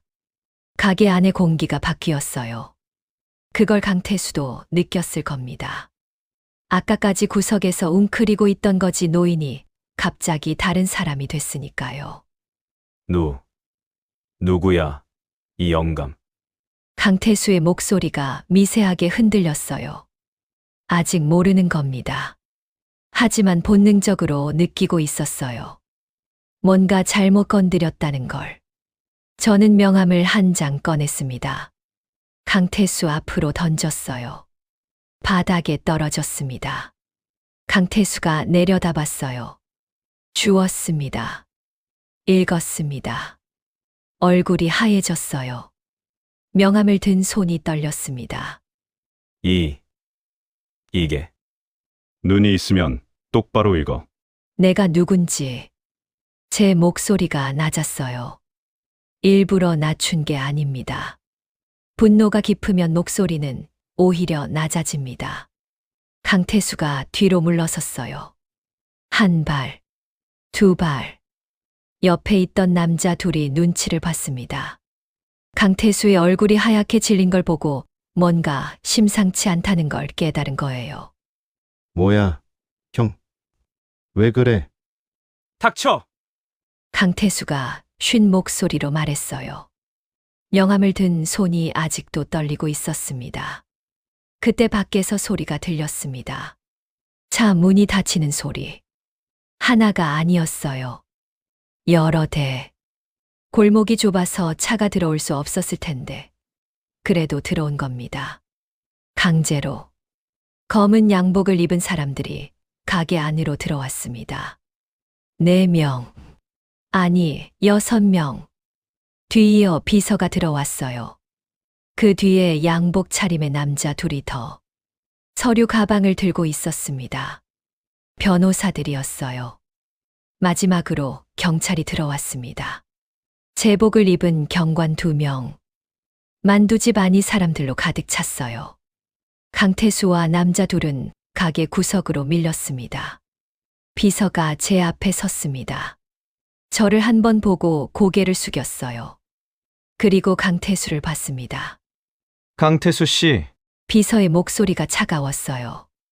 불법 사금융 운영, 고금리 대출, 폭력에 의한 채무 추심, 현재까지 확인된 혐의입니다. 강태수의 입이 벌어졌어요. 다치지 않았습니다. 이게 뭐야? 야, 나는 정당하게 빌려준 돈을? 정당하지 않았습니다. 변호사가 서류를 펼쳤어요. 대출 이자율이 법정 상한을 초과했습니다. 계약서에 채무자의 서명이 위조되어 있습니다. 원래 채무자인 이진아 씨의 사망 이후 채무가 법적으로 박수진 씨에게 이전된 적이 없습니다. 저는 그 말에 고개를 돌렸어요. 채무가 이전된 적이 없다고요? 그러면 수진이가 갚아야 할 법적 의무가 처음부터 없었다는 겁니까? 야, 그건 그년이 자기가 갚겠다고 한 거야. 내가 강제로. 녹음 기록이 있습니다. 비서가 전화기를 꺼냈어요. 재생 버튼을 눌렀습니다. 강태수의 목소리가 흘러나왔어요. 진아, 그년이 죽었으니까 빚은 네가 갚아야지. 안 그러면 이 가게 날려버릴 거야. 아이한테 해코지하면 나한테 협박죄로 고소당할 줄 알아? 고소. 해봐. 네가 무슨 돈으로 변호사를 써. 가만히 있어. 이 미혼모녀나. 녹음이 끝났습니다. 가게 안이 조용해졌어요. 강태수의 얼굴에서 핏기가 완전히 빠졌습니다. 이건 불법 녹음이야. 피해자가 직접 녹음한 대화는 불법이 아닙니다. 변호사가 서류를 경찰에게 건넸어요. 고 소장입니다. 불법 사금융 운영, 위조 서명에 의한 사기, 폭력에 의한 채무 추심, 협박, 4가지 혐의로 고소합니다. 경찰이 강태수에게 다가갔어요. 강태수 씨, 동행하셔야겠습니다. 야, 잠깐만. 이거 오해야. 내가 설명할 수 있어. 강태수가 뒤로 물러서며 손을 내저었어요. 하지만 갈 곳이 없었습니다. 가게 구석에 몰린 겁니다. 경찰이 수갑을 꺼냈어요. 강태수 씨, 저항하시면 공무집행방해가 추가됩니다. 강태수의 눈이 저를 봤습니다. 명함을 던진 거지 노인. 거지 옷을 벗은 노인. 한 통화의 변호사와 경찰을 불러온 노인. 이제야 이해한 거예요. 자기가 뭘 건드린 건지. 수갑이 채워졌습니다. 딸깍 소리가 가게 안에 울렸어요. 나머지 2명도 경찰에게 인계됐습니다. 비서가 조용히 지시했어요. 경호원들이 강태수 일행을 가게 밖으로 끌고 나갔습니다. 골목이 시끄러워졌어요. 무슨 일인가 하고 상인들이 나오기 시작했습니다. 떡집 아주머니, 채소 가게 아주머니, 정육점 아저씨, 하나둘 만두집 앞에 모여들었어요. 비서가 저한테 다가왔습니다. 추가로 보고드릴 게 있습니다. 저는 고개를 끄덕였어요. 비서가 상인들을 돌아봤습니다. 그리고 또렷한 목소리로 말했어요. 이 자리에서 한 가지 바로잡을 것이 있습니다. 상인들이 웅성거렸어요. 이 가게 사장 박수진 씨는 미혼모가 아닙니다. 골목이 조용해졌어요. 이 아기는 박수진 씨의 친자식이 아닙니다. 8개월 전 병으로 사망한 절친 이진아 씨의 아이입니다. 이진아 씨의 남편은 그보다 2달 먼저 교통사고로 사망했습니다. 수군거리는 소리가 들렸어요. 100일밖에 안 된 아기가 혼자 남겨졌을 때 친가에서도 외가에서도 아기를 거부했습니다.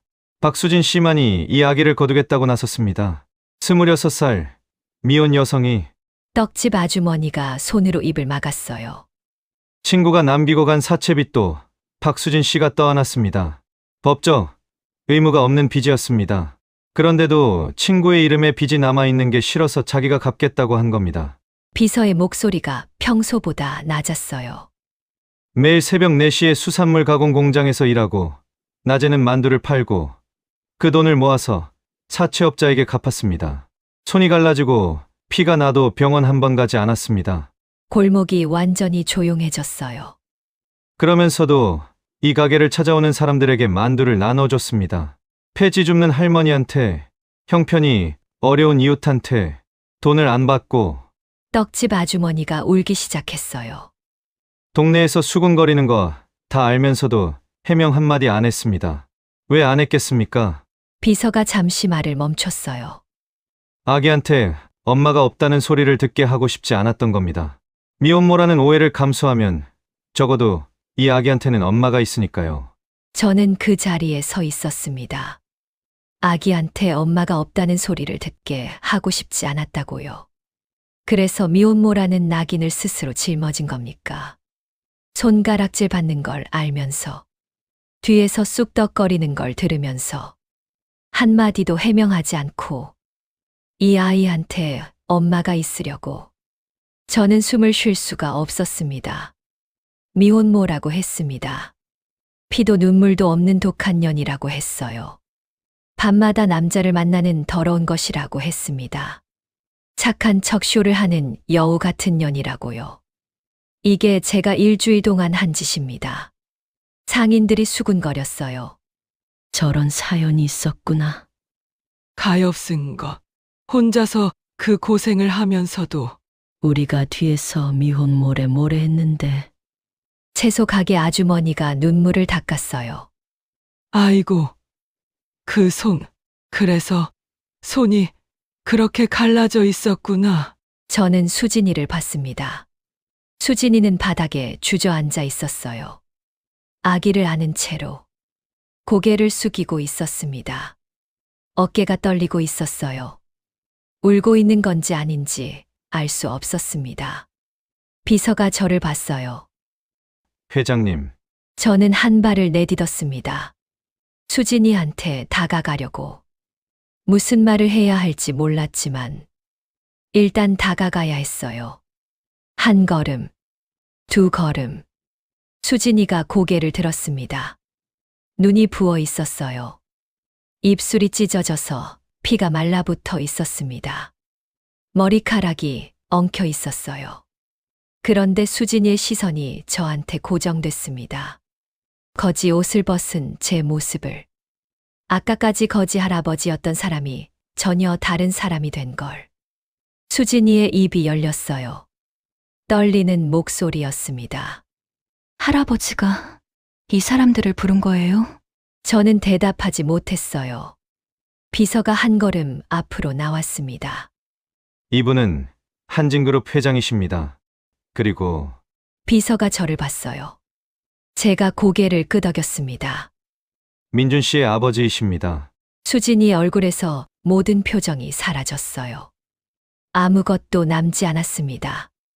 놀람도 분노도 슬픔도 그냥 텅 빈 얼굴이었어요. 민준이 아버지? 수진이의 목소리가 바람 빠지듯 작아졌어요. 거지 할아버지가 민준이 아버지? 저는 입을 열 수 없었습니다. 수진이가 저를 봤어요. 일주일 동안 매일 찾아왔던 거지. 만두를 공짜로 줬던 거지. 경찰 부른다고 내쫓았던 거지. 손이 왜 그러냐고 물어봤던 거지. 그 거지가 재벌 회장. 민준이의 아버지. 수진이의 눈에 뭔가가 떠올랐어요. 이해. 그리고 그 뒤에 오는 것. 배신감. 수진이가 한 발 뒤로 물러섰습니다. 가까이 오지 마세요. 목소리가 떨렸어요.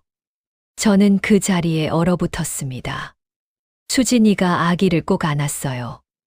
뒤로 물러서며 벽에 등을 붙였습니다. 저한테서 최대한 멀어지려는 것처럼. 저는 한 발도 움직일 수 없었어요. 수진이의 눈빛이요. 사채업자한테 머리채를 잡힐 때도 흔들리지 않았던 눈빛이 지금 저를 보며 흔들리고 있었습니다. 그게 저 때문이었어요. 가게 안이 조용해졌습니다. 상인들이 하나둘 흩어졌어요. 비서가 경호원들을 밖으로 내보냈습니다. 변호사들도 나갔어요.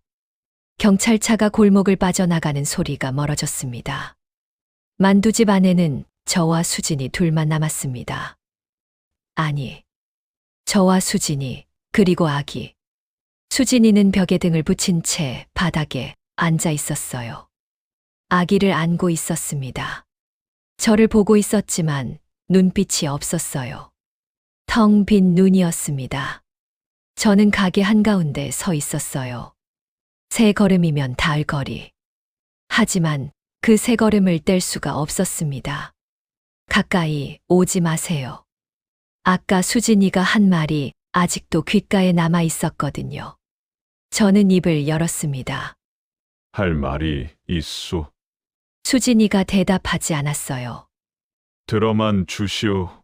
수진이가 아기를 더 꽉 안았습니다. 대답 대신 그게 대답이었어요. 듣겠다는 건지, 가까이 오지 말라는 건지. 아마 둘 다였을 겁니다. 저는 무릎을 꿇었습니다. 바닥이 차가웠어요. 깨진 타일 위에 만두가 흩어져 있었습니다. 무릎 아래로 만두 껍질이 깔렸어요. 그 위에 꿇었습니다. 평생 누구 앞에도 꿇어본 적이 없었어요. 70조 그룹을 일군 사람입니다. 채권단이 들이닥쳤을 때도, IMF 때 회사가 반토막 났을 때도, 무릎은 제 자존심이었습니다. 그 무릎을 지금 만두 가게 바닥에 꿇고 있습니다. 일주일 전에 이곳에 왔소. 목소리가 갈라졌어요. 거지 행색으로 당신이 어떤 사람인지 확인하려고. 수진이가 저를 봤습니다. 눈빛이 조금 바뀌었어요. 텅 빈 눈에 뭔가가 떠오르기 시작했습니다. 첫날 일부러 크게 굴었소. 거만하게 행동하면 본성이 나올 거라고 생각했으니까 당신이 나를 내쫓았을 때 속으로 쾌재를 불렀소. 역시 피도 눈물도 없는 독한 미혼모라고. 수진이의 입술이 떨렸어요. 하지만 말하지 않았습니다. 노숙자 할머니한테 만두를 줬을 때 착한 척 쇼라고 생각했소. 계산된 이미지 관리라고. 매일 만두를 공짜로 줬을 때 동네에 소문을 내려는 수작이라고. 동네 상인들이 미혼모라고 수군거릴 때 역시 내 판단이 맞다고 고개를 끄덕였소. 숨이 막혔어요. 하지만 멈출 수 없었습니다. 다 말해야 했어요. 밤에 그 남자한테 돈을 건네는 걸 보고 밤마다 남자를 만나는 더러운 년이라고 했소. 속으로. 수진이의 눈에 눈물이 고였어요. 새벽에 당신이 골목에서 아기를 안고 우는 걸 봤소. 그때도 자업자득이라고 생각했소. 동정하면 안 된다고 손이 갈라지고 피가 나는 걸 봤소. 남자한테 맞아서 그런 거라고. 그런 대를 들락거리니까 당연하다고. 5억을 거절했을 때 몸값을 올리는 수작이라고. 우리 아들과 결혼하면 수십억이 굴러오니까 눈앞에 5억은 포기한 거라고. 저는 고개를 숙였습니다. 전부 틀렸소. 목소리가 떨렸어요. 전부 하나도 빠짐없이 전부 틀렸소. 만두 가게 바닥에 무릎을 꿇고 고개를 숙인 채 저는 말을 이었습니다. 당신은 미혼모가 아니었소. 죽은 친구의 아기를 거둔 거였소. 26살에 혼자서 밤마다 만난 남자는 사채업자였소. 당신이 갚을 의무가 없는 빚을 갚고 있었소. 죽은 친구 이름에 빚이 남아있는 게 싫어서 새벽에 생선 공장에서 일한 거였소. 손이 갈라지도록. 만두집 수입만으로는 빚을 갚을 수 없으니까 공짜 만두는 계산이 아니었소. 당신은 그냥 착한 거였소. 그냥. 그리고 미혼모라는 오해를 왜 풀지 않았는지. 저는 숨을 들이쉬었어요. 가슴이 아팠습니다. 자기가 이 핏덩이에 진짜 엄마가 되어주려고 자기가 미혼모라는 손가락질을 감수하면 적어도 이 아이한테는 엄마가 생기는 거니까. 그래서 세상이 다 욕을 해도 변명 한마디 하지 않았소. 눈물이 떨어졌어요. 제 눈물이었습니다. 68살 먹은 노인이 만두 가게 바닥에 무릎 꿇고 울고 있었습니다. 내가 너무 오만했소. 돈으로 사람을 재단하고 겉모습으로 판단하고 편견으로 한 사람의 인생을 깔아뭉갰소. 내 죽은 아내가 말했소. 당신은 사람을 겉모습만 보고 판단한다고. 아내 말이 맞았소. 평생을 그렇게 살아왔소. 용서해 주시오. 수진이가 움직이지 않았습니다.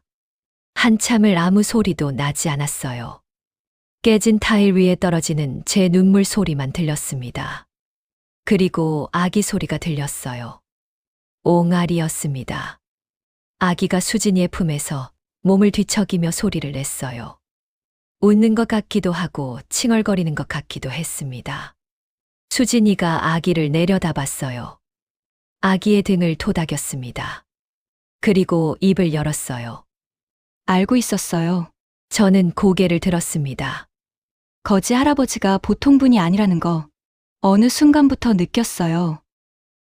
거지인데 손이 너무 깨끗했어요. 옷은 더러운데 손톱은 정돈되어 있었거든요.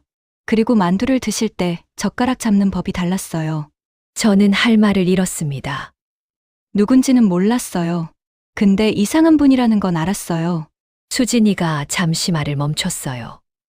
그래도 매일 오시니까, 만두를 맛있게 드시니까 그냥 좋았어요.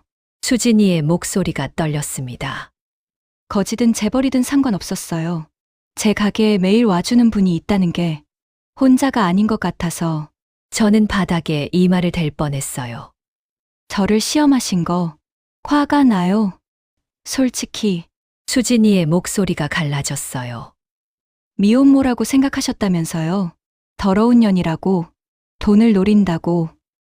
그렇소. 많이 화가 나요. 당연하오. 근데요. 수진이가 아기를 내려다봤습니다. 저 도망 안 가요. 저는 고개를 들었습니다. 수진이가 저를 보고 있었어요. 눈물이 흐르고 있었지만 눈빛은 달랐습니다. 아까의 텅 빈 눈이 아니었어요. 민준이를 사랑해요. 진심으로. 그건 변하지 않아요. 근데 이 아이가 먼저예요. 이 아이를 키우는 게 제 인생에서 가장 중요한 일이에요. 민준이도 그걸 알아요. 수진이가 코를 훌쩍거렸어요. 시험을 하셨든 거지인 척을 하셨든 그건 이제 됐어요. 근데 한 가지만 약속해 주세요. 뭐든 하겠소. 이 아이를 손주처럼 봐주세요. 제가 낳은 아이가 아니지만 제 아이예요. 이 아이한테는 할아버지가 필요해요. 저는 무릎을 꿇은 채 고개를 끄덕였습니다. 목소리가 나오지 않았어요. 끄덕이는 것밖에 할 수 없었습니다. 수진이가 자리에서 일어났어요. 아기를 안은 채 저한테 한 걸음 다가왔습니다. 일어나세요. 용서받기 전에는 못 일어나겠소. 일어나시라고요.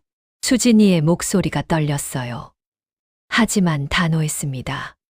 저는 천천히 일어났습니다. 무릎이 아팠어요. 깨진 타일에 눌린 자국이 남아 있었습니다. 하지만 그건 중요하지 않았어요. 수진이가 아기를 제 쪽으로 내밀었습니다. 안아 보실래요? 저는 떨리는 손으로 아기를 받았어요. 작고 따뜻했습니다. 제 품에 쏙 들어왔어요. 아기가 저를 올려다봤습니다. 까만 눈이 저를 보며 방긋 웃었어요. 작은 손이 제 턱을 잡았습니다. 그때 가게 문이 열렸어요. 민준이었습니다. 숨을 헐떡이며 뛰어들어왔어요. 비서한테 연락을 받은 모양이었습니다. 수진아, 괜찮아? 민준이가 수진이의 얼굴을 봤어요. 찢어진 입술, 부어오른 눈, 엉킨 머리카락. 민준이의 얼굴이 일그러졌습니다. 누가 이런 짓을? 괜찮아요, 오빠. 수진이가 웃었어요. 울면서 웃었습니다. 민준이가 수진이를 끌어안았어요. 수진이가 민준이 품에서 울었습니다.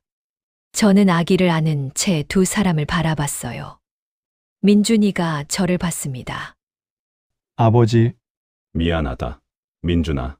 민준이는 대답하지 않았어요. 눈물만 흘렸습니다.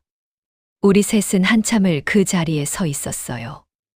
아기가 제 품에서 옹알이를 했습니다. 부서진 만두집 한가운데서. 시간이 흘렀습니다. 만두집을 고쳤어요. 부서진 문짝을 새로 달고 찜기를 새 것으로 바꾸고 깨진 타일도 고쳤습니다. 제가 한 건 아닙니다. 비서에게 지시만 했어요.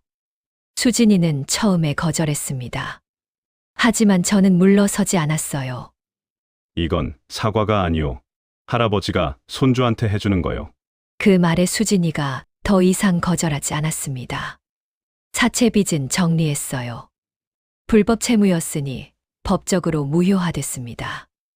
강태수는 구속됐고 남은 절차는 변호사가 처리하고 있었어요. 새벽 공장일은 그만두게 했습니다. 이건 수진이가 완강하게 버텼어요. 남한테 손 벌리기 싫다고. 하지만 민준이가 설득했습니다. 손 벌리는 게 아니야. 가족이 돕는 거야. 가족이라는 말에 수진이가 울었어요. 한참을, 한 달 뒤, 아기의 돌잔치 날이었습니다. 만두집을 예쁘게 꾸몄어요. 알록달록한 풍선과 꽃들, 작은 현수막에 아기 이름이 적혀 있었습니다. 돌잡이 상을 만두집 테이블 위에 차렸어요. 초대받은 사람들이 많지는 않았습니다. 떡집 아주머니, 채소 가게 아주머니, 정육점 아저씨, 시장 골목 상인들, 그리고 우리 가족. 아기는 예쁜 한복을 입고 있었어요. 볼이 빵빵한 게 복숭아 같았습니다. 돌잡이 상 앞에 앉은 아기가 손을 뻗었어요. 이것저것 만지작거리다가 실을 잡았습니다. 장수하겠네. 오래오래 건강하게. 떡집 아주머니가 웃으며 말했어요. 수진이가 아기를 안아 올렸습니다. 웃고 있었어요.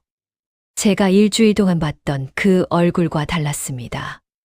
다크서클이 옅어져 있었어요. 볼에 혈색이 돌았습니다. 민준이가 옆에 서 있었어요. 수진이의 어깨에 손을 얹고 아기를 보며 웃고 있었습니다. 저는 그 모습을 보고 있었어요. 수진이가 저를 봤습니다. 아버님, 우리 아기 한번 안아보실래요? 할아버지 품이 그리웠나 봐요. 아버님. 그 세 글자에 가슴이 덜컥 내려앉았습니다. 냄새나는 거지 할아버지라고, 못된 시아버지라고 밀어내도 할 말 없는 나를. 세상에서 가장 예쁘고 귀한 내 며느리가 기어이 아버님이라 불러주었습니다. 70평생 회장님 소리를 들으며 살았지만 오늘 들은 이 아버님이라는 말보다 벅차고 달콤한 호칭은 없었습니다. 속으로 얼마나 기뻐서 울컥했는지 모릅니다. 저는 아기를 받았어요. 작고 따뜻했습니다. 한 달 전 처음 안았을 때보다 무거워져 있었어요. 잘 먹고 있다는 뜻이었습니다.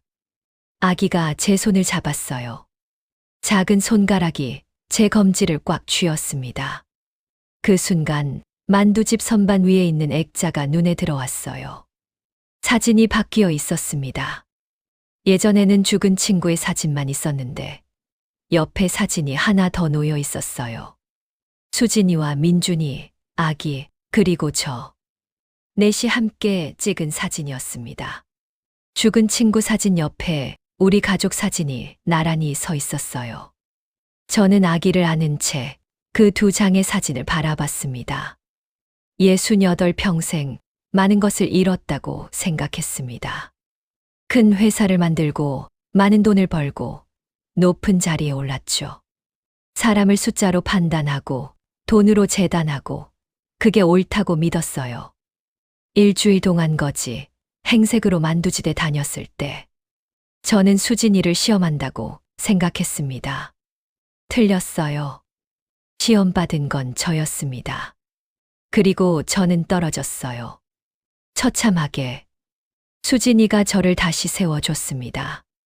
피투성이 몸으로 저를 막아서던 그 작은 등이, 도망 안 간다던 그 한마디가, 할아버지라고 불러달라던 그 목소리가, 아기가 제 손을 잡고 웃었습니다. 이 작은 손이 저를 진짜 사람으로 만들어줬습니다. 진짜 부자는 돈이 많은 사람이 아니었어요. 이 작은 만두집에서 저는 그걸 배웠습니다. 오늘의 이야기 어떠셨나요? 우리는 때때로 겉모습이나 조건이라는 얄팍한 잣대로 사람을 재단하고 오해하곤 합니다. 하지만 편견의 안경을 벗고 진심으로 다가갈 때 우리는 비로소 진짜 보석 같은 인연을 만나게 됩니다. 70조 그룹의 무서운 회장님도, 벼랑 끝에 섰던 만두집 사장님도 결국 서로의 상처를 보듬는 따뜻한 진심 앞에서는 완벽한 가족이 되었던 것처럼 말이죠. 우리의 삶도 이처럼 서로를 향한 너그러운 이해와 사랑으로 채워지기를 소망해 봅니다. 긴 이야기 끝까지 시청해 주신 여러분께 진심으로 감사드립니다. 여러분의 구독과 좋아요는 더 따뜻하고 감동적인 이야기를 만드는 데 가장 큰 힘이 됩니다. 지금 어느 곳에서 어떤 시간 속에 이 이야기를 듣고 계신가요? 댓글로 여러분이 계신 곳을 남겨주시면 저도 하나하나 정독하며 남겨주신 모든 분들의 일상과 그곳에 늘 건강과 행복이 가득하시기를 진심으로 빌어드리겠습니다. 항상 따뜻한 마음으로 함께 해주셔서 감사합니다. 늘 평안하세요.